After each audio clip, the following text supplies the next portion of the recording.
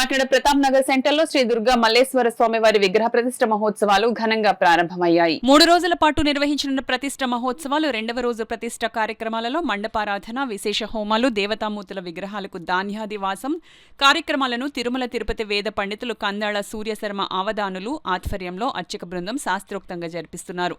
Doctor గుణం మోహన్ లలిత కుమారి దంపతులు ఆలయ కమిటీ సభ్యులు పీటలపై కూర్చుని స్వామివారి విగ్రహ ప్రతిష్ఠకు సంబంధించిన పూజల కార్యక్రమాలలో పాల్గొన్నారు.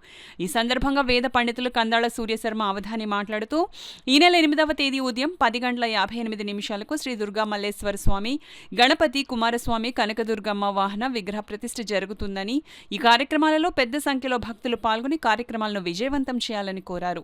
అమ్మవారి యొక్క దివ్య పునఃప్రతిష్ఠ కార్యక్రమాన్ని భక్తులు, ఆలయ కమిటీ సభ్యులు, అలాగే డాక్టర్ గారి యొక్క దంపతులు కూడా మీరందరూ సహకారంతో అమ్మవారి యొక్క ఆలయంలో పునఃప్రతిష్ఠ కార్యక్రమములు నిన్నటి నుంచి ప్రారంభమై ఈ 3 రోజులు త్రయాణిక దీక్షగా అత్యంత వైభవోపేతంగా తిరుమల తిరుపతి దేవస్థానం వేద పండితుల యొక్క ఆధ్వర్యంలో చాలా విశేషంగా కార్యక్రమములు జరుగుతున్నాయి.